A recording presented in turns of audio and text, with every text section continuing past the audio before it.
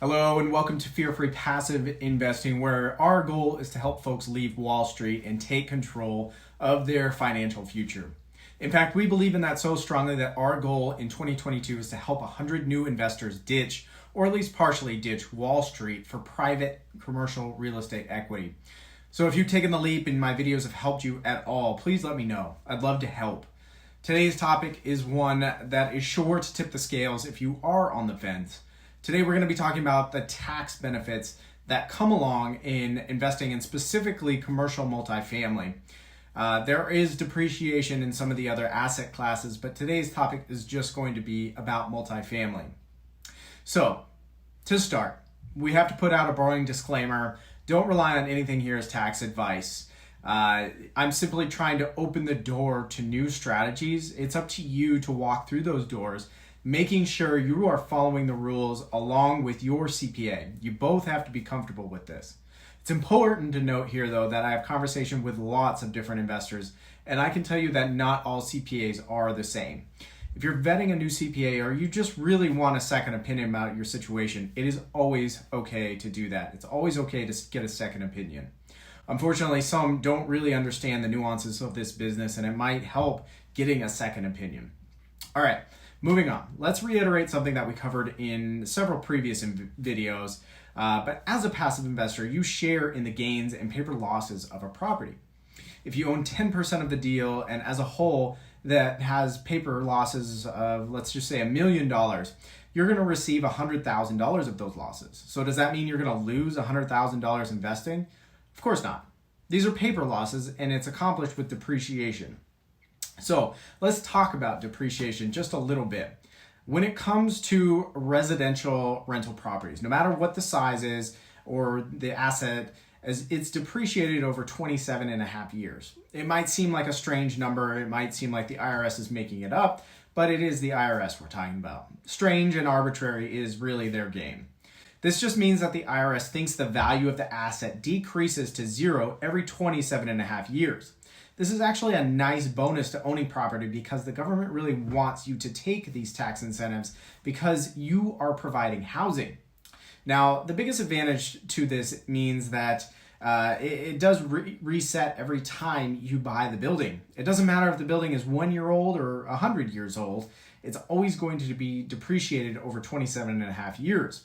Now, as of December 2021, when we're recording this, it's one of the most beneficial reasons to passively invest as a limited partner. You get to share in this depreciation.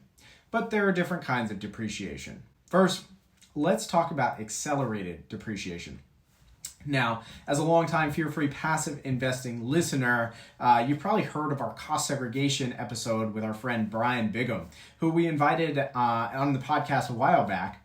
This is a fascinating interview if you really want to dive deep into cost seg and what it is. I'll put the video up here if you want to check it out. Basically, in every deal that I close, and most people, I order a cost segregation study, which depreciates all the different parts of the building at different rates. Some items can be depreciated over a faster time period than that 27 and a half years. And this study really helps show you what you have in your building. It's done by engineers. They love counting light bulbs and outlets, so you don't really have to. You don't have to understand what it is, but you should understand that all of us get to take more depreciation faster at different intervals. Now, I say more, but it's really the same amount of depreciation. It's just front-loaded into the first few years. All right, so let's talk about bonus depreciation now. This is something we've talked about before, and I'll try to find the video and link it here if I remember. But the Tax Cut and Jobs Act of 2017 allowed 100% bonus depreciation. Now, this wasn't created just for real estate investors, but it's a huge benefit for multifamily investors now.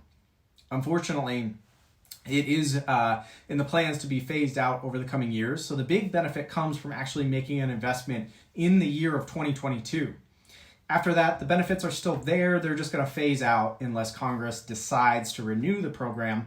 It seems unlikely with the current administration, so I'm guessing it probably won't, or it'll be neutered to the point where it might not. All right. Anyway, what does bonus depreciation do? It allows us to take 100% of the value of certain things like new business assets and receive 100% of the total depreciation in that year. So let's say we buy a $50,000 truck for our trucking company, and we can immediately take a $50,000 deduction. Now, I assume that you can do that. I don't really know for sure. I don't know a trucking company, but I could be wrong. I'm not in the trucking business, but to use that as an example. However, in multifamily, we're not buying one truck. We're buying stuff for, hundreds of units, hundreds of widgets for the property. Stoves, light switches, light bulbs. That means the losses whenever we buy something, it's huge. So what does this mean to you as a passive investor? Well, just like with accelerated depreciation, bonus depreciation allows these paper losses early in the investment cycle, which is really cool. In most of our deals, this is around 50 cents on the dollar. So for example, you can invest $100,000 in, you can take around $50,000 in losses in year one. Those losses can be offset to any income or gains from the property. Now, if you don't end up using all of your losses, you aren't eligible. You can roll them into the next year and offset the next year. It's offsetting meaningful portions of those returns. Now, you can really unlock the potential of this if you or your spouse are eligible for real estate professional status. If you can do that, you can offset 100% of these passive paper losses and use them against your active income. This is how I and many other folks around me avoid paying federal income tax. Now, if you happen to spend nearly all of your time in the real estate world and you're curious if you qualify for this, it's worth reaching out to your CPA and trying to work that. Do all the residential real estate brokers. This is a no-brainer for you. You really should be doing this. So this isn't an exhaustive thing that goes over real estate depreciation, but this is a big primer on it. And if you really want to dive in deep, you got to get a tax advantage, a CPA, or at least a tax strategist to help you figure out how you're going to maximize your income.